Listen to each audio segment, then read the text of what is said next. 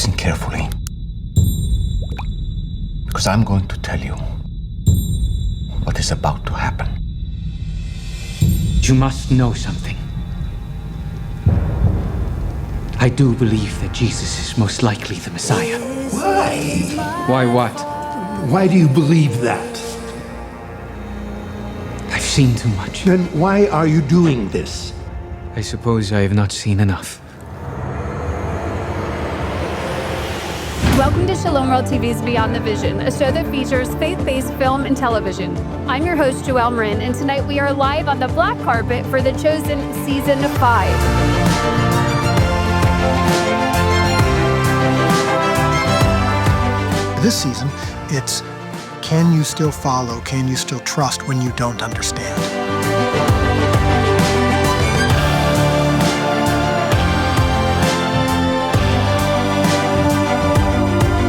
The first time hearing it was just arresting. I completely was overwhelmed and thought, wow, that's what Jesus would have experienced riding in, and what would he have felt in that moment?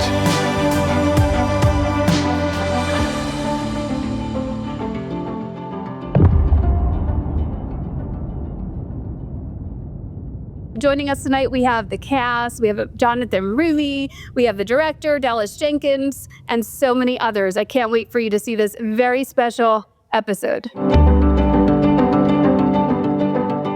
Well, Dallas, it's amazing to finally meet you in person. Yes, we had The Chosen on for the Christmas special a couple of years ago. Yes. And I can't believe we're headed into season 5. That must crazy. be unreal for you. Well, and right now, what's on also my brain is that we're about to film season 6. Yeah. So we're promoting season 5, releasing that to the world, which is my favorite part of the whole process. Yeah. And now we're getting ready to go right into season 6. The train does not stop. It doesn't stop. You'll sleep, I guess, when it's all over. But If then, yes, I hope so. yeah. So can you give us an overview of season 5 and how season 4 leads us up into it through Holy Week? Yeah. So at the end of season 4. We've experienced a lot of the challenges the disciples are facing as they're wrestling with what Jesus is doing, what Jesus is telling them is coming, and now we're here.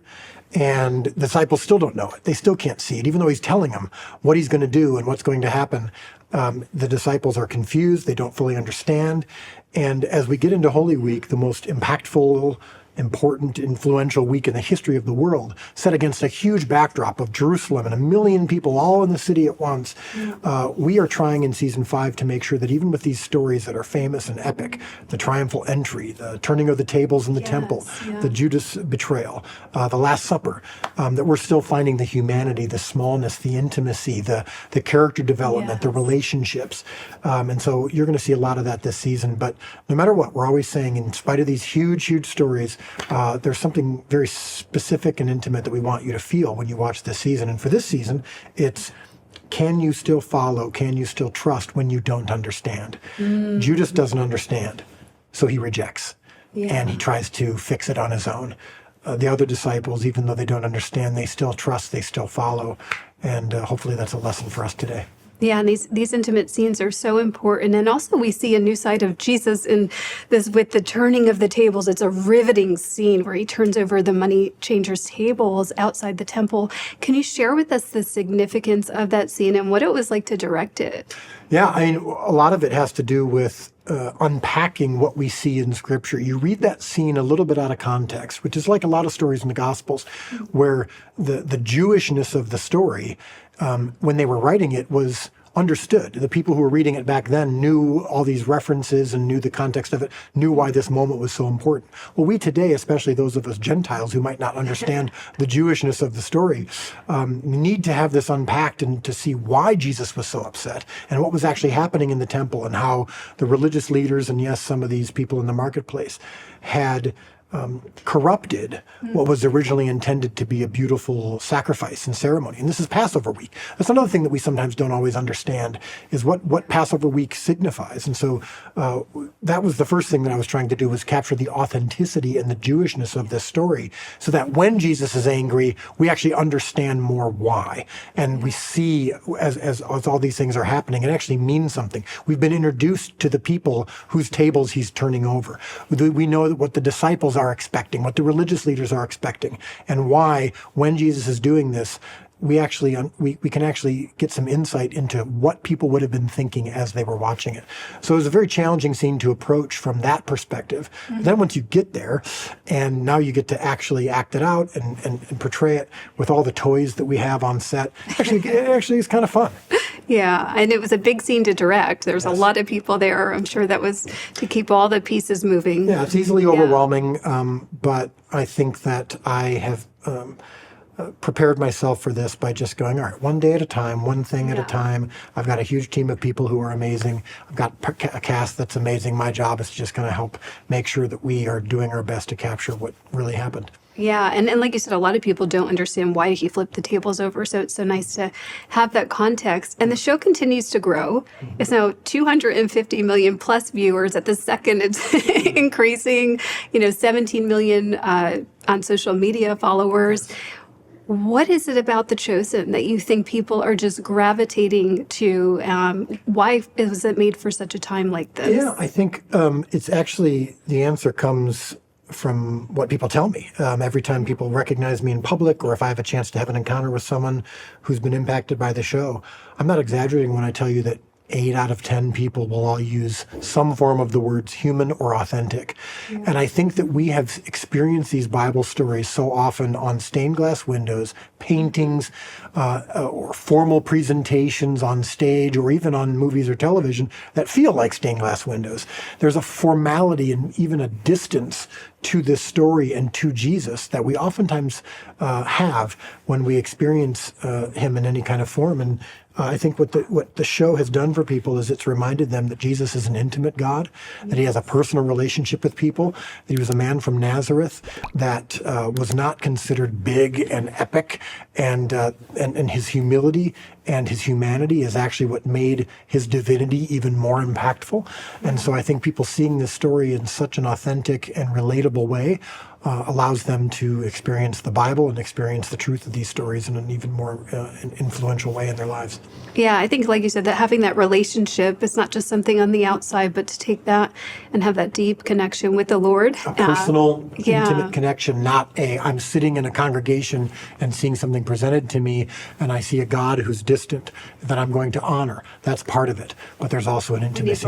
We need both. One last thing, do you have a key takeaway that you would just love the audience to walk away with from this season? The season in particular, can you trust? Can you follow even when you don't understand? It's easy for us to reject or to disbelieve or to give up on something that we don't understand or that upends our expectations or that might disagree with what we believe is right. For the disciples, they're hearing things from Jesus that they don't understand. Judas says, I don't understand, so I'm going to reject because it couldn't be right. I must be right. The rest of the apostles, to their credit, even though they don't understand, they still trust, they still follow, and their faith is rewarded 3 days later. So trust and walk in faith despite what we could see. Yeah, and even when you don't understand, still trust, still follow. Oh, Jerusalem, Jerusalem. You can run on for a long time. My house shall be called a house of prayer, but you make it a den of thieves! By what authority are you doing these things? Hi, Amber. You do such a beautiful job playing Tamar. I just want to ask you, what is one of your favorite scenes that you're excited for everyone to see in season 5? It's going to be the scene with all the women. There's a beautiful scene with all of us together, and it's going to bring tears to your eyes. It was so intimate, and there was such connection. And the best part about it was that we all were with each other to support each other through this very difficult scene to do. And I don't think you've ever seen the women quite like this in the series, and I'm really excited for you to see it. And Elizabeth, we just did on our show Beyond the Vision, Between Borders, which you started. Yes. And that was wonderful. So I just wanted to let you know. And this is our 3rd time covering The Chosen. So we're excited. I would love to hear, Liz, you are always so present in your character. And I'm sure each season you get the script and you take it in. Is there like at this point a switch that goes off, or what do you do to prepare for, especially season 5? It's hard to, memorize my lines first, but it's hard to know exactly how I'm going to react or respond in certain scenes. There's a lot of watching and observing and reacting to very dramatic and confusing and surprising events in this show. Yeah. And so I've learned over these years and over each season to let myself be surprised and to show up as prepared as I can be with the lines and with my objectives and everything, but to also come and see what, no pun intended, but come and see what the other actors are bringing and what they're doing and let the scene unfold. And working off of that. See what happens. Yeah. And sometimes it's a really wonderful surprise. And then other times, I'm like, I should have done something else. And with the memorizing, do you just do it by repetition, or do you have a strategy? Yes, I'm actually really nervous about forgetting lines all of the time. So I'm kind of very, make sure you know them. Backwards. I'm the same way. I'm very Matthew like that. Yeah. So also the filming, Paris, it's many hours a day typically to get a scene done. How many hours do you film? And like when you get exhausted and you just feel like you can't go on anymore, whether it's you're tired or the conditions, how do you keep on going in those moments? I think what it is that we are just all a big family. So when I'm exhausted, if Paris is exhausted, I'm sure my friend Elizabeth here is exhausted. So we kind of just, what is it, misery loves company. So we're not miserable. What I'm saying is when we're all tired, we all acknowledge that we're all in it together, and that kind of keeps our spirits lifted. But for me, now that we just finished filming season 5, knowing that the journey is towards its end, I'm like taking in anything I can get, soaking it all up. So even if I am exhausted, I'm putting that aside because I'm just trying to be present and enjoy the moment. So even the ups and downs, the late nights, the early mornings, but this time will pass, and I just want to enjoy every moment. Yeah, and it's like you're become a community and a family. Yes. During that. And Liz, what has been one of the most rewarding things being part of The Chosen for you so far? I think it's getting to play a character that so many women relate to and can see themselves in, and see her growth, and to recognize that her past and her pain and her trauma does not define her, and that there is a whole other chapter, there's a whole other life that is available to her. Yes. And to be able to play this thing that people can find hope in is really special. And don't we all need that? New beginnings, and to know that always, God's not just done with us if we mess up, but that we can. And even more than that like God can use our darkest experiences to bring to light and to create a joyful life. And I think that's a theme throughout. Mary's constantly recognizing that, she is who she is because of some of those experiences too. Yeah, God makes beauty from the ashes, essentially. Paris, how has working on The Chosen made you a better person? Has it made you more prayerful? Do you have all day? In so many ways. First and foremost, portraying Matthew on the show has really helped Paris gain his purpose. It's helped me realize the impact I am having through this portrayal on the world. And a lot of times as actors, we just go on project to project, but this is actually impacting so many that it's just inspiring and it keeps me going. But I think, when passion meets purpose is the ideal synergy, and I feel like that's where I am, and that's something that will never be taken away from me. So I'm just grateful. Yeah, that's beautiful, where passion meets purpose. Well, thank you guys for using your passion for a purpose. Yeah. Can't wait for everyone to see season 5 of The Chosen. Oh, I can't wait for you to see it. Our alliance is over. Sooner or later, gotta cut you down. There is talk of a collaborator from within of his own followers. Go and tell that midnight rider. City's on edge. If you succeed, I'll be the one left to pick up the pieces. Go tell that long-tongued liar. I ask that you keep your distance from me in Jerusalem these next few days. Why? Sooner or later, gotta cut you down. Shalom. Shalom. Shalom. Shalom. Shalom. So tell us, what does shalom mean again? So I'm going to quote the script. I have a line. It says, I explain to guys and I tell him 1 means peace and 2 means perfect peace. Cannot confirm this meaning, but I trust the writers. Well, Shahar, that sounds amazing. And I have to say, like, just kind of sitting here looking at the three of you, I think of the song in season 1, Trouble. Yeah. Oh, yes. And you guys must be trouble on set. I say that jokingly. I would love to hear just kind of the behind the scenes. What has happened? Do you feel like brothers? Do you feel like community?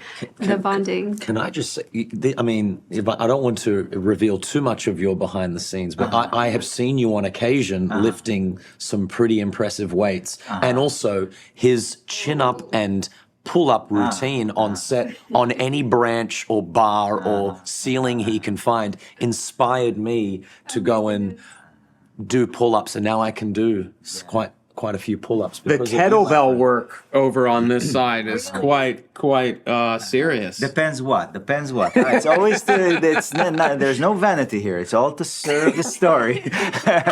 Peter needs to be strong. Depends when. If it's a working scene, for me, I cannot watch when it's like, somebody's working and it looks like splash some water and pretend. So I try to make my job as easy as possible for myself. So if it's a physical thing, I want to be in a physical exhaustion state before the camera says action. So I don't need to act it. I'm already exhausted. So when I can, I'm That's perfect. That's perfect. And Noah, you play Andrew. St. Andrew is one of my favorite saints in the whole wide world.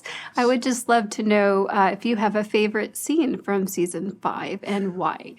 I do have a favorite scene. I won't spoil it, but it's one of these scenes where you see the ramifications of everything that's going on in Holy Week. It is a pressure-filled season, a lot of stress, and you can imagine the disciples may not handle it as well as we would like to think maybe they would, or they would like to think that they would. Yeah. And there is a scene where you see it feels like the world is crumbling around us. And to me, it's really important because sometimes I think people think of these people and these characters as holier than thou a little bit. But really, when you get down to it and you see them and they are struggling the way that you or I would struggle in that situation, I think people really get a sense of like, oh man, how are they going to deal with this? And how would I deal with it? And I think that is sort of what we try to bring to the table. We shot this one scene, if you know the one that I'm talking about. Mm-hmm. We shot it all day. And it was a lot of us in there, and there were a lot of tensions and emotions, and to me, that kind of is what the show is about, is figuring out how would I respond in these situations. And it was a challenge, but at the end of it, very rewarding. Yeah, and isn't it a beautiful thing when people watch this? I think that's why everyone's connecting to it, is to see, okay, they weren't perfect, because none of us are. Right. And that's why we need Jesus, and sometimes we forget about that. But George, I would love to know, did you experience any kind of miracles during filming or divine intervention or something that got you through a difficult time? Oh, for this season, I'm trying to think of a moment of that, but I do. My parents visited set, which is kind of like, to me, a miracle in itself, that I could find a time for my parents from Australia to come all the way over to Texas. They had never been to Texas before, and actually, what Noah is talking about, they were there for that day. That's true. So I find that they were there for such a good day. I had these cool moments on that day. It was honestly like the perfect filming day to also have my parents there. So I might say that one. It was just, I was so grateful that I was able to bring them over and they could see something so fun. It is really fun, that scene, but it is quite, it's tumultuous. Listen carefully, because I'm going to tell you what is about to happen.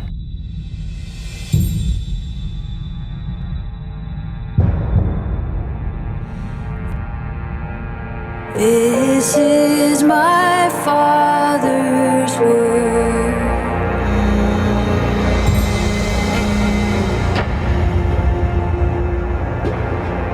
Oh, let me never forget that though the wrong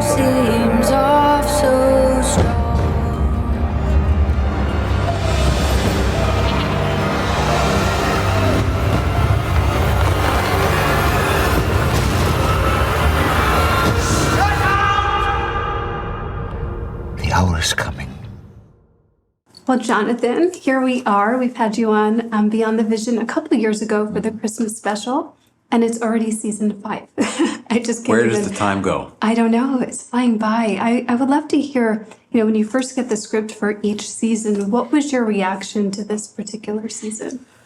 Oh, I mean, I was in tears reading season 5. It was, I'm usually in tears at some point, but this one especially hit me in the gut. So I knew it was going to be probably one of, if not the most challenging season for me so far. And it absolutely was. It tested me in many ways as an actor and as a believer. Like, how am I going to portray this? So luckily we got through it, and I'm really proud of where we went with it.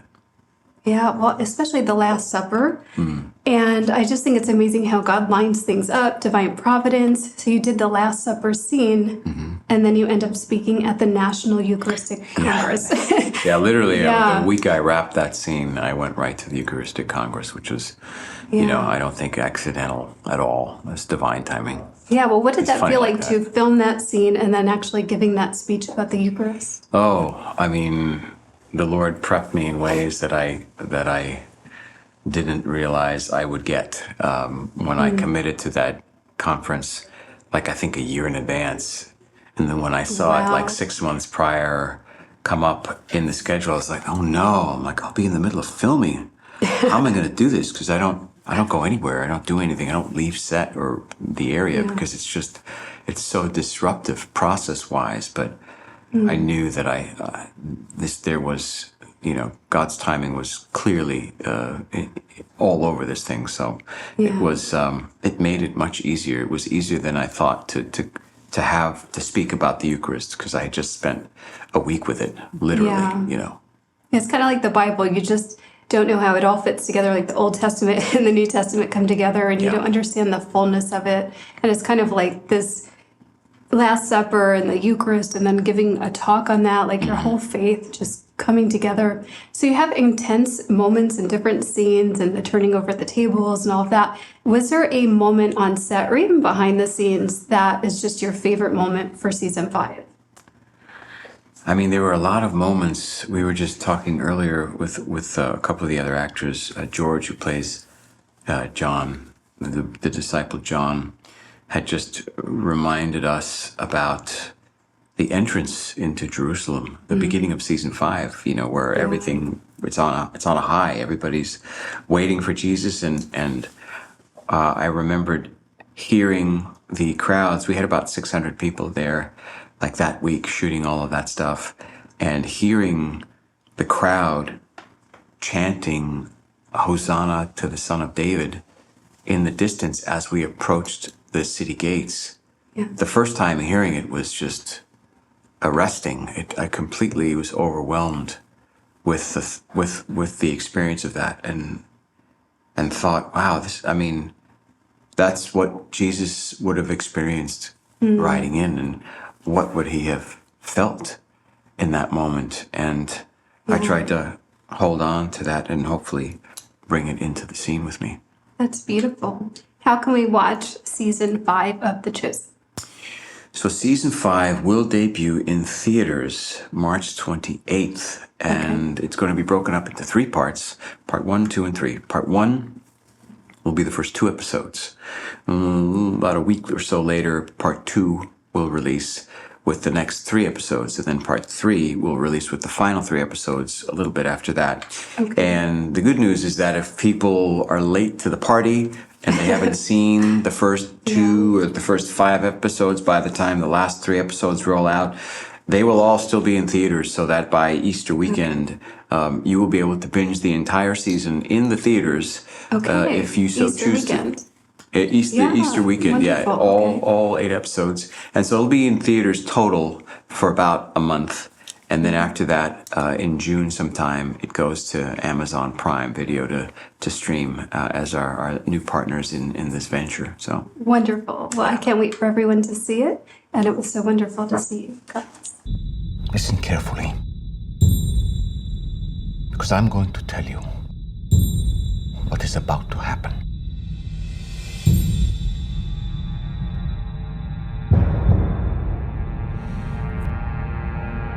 This is my Father's word.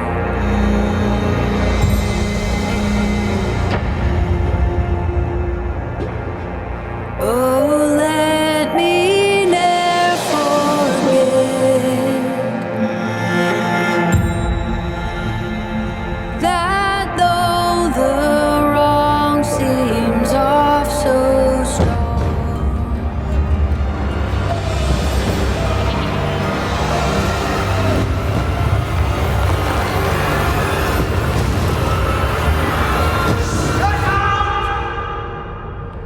The hour is coming. God is the ruler yet. Thank you so much for watching Beyond the Vision. This season 5 of The Chosen features the table of corruption, the betrayal of Jesus, and then the table of communion, the Last Supper. This is a very, very special thing for you to see, especially with our love of the Eucharist. So I can't wait for you to see it. God be with you. Shalom.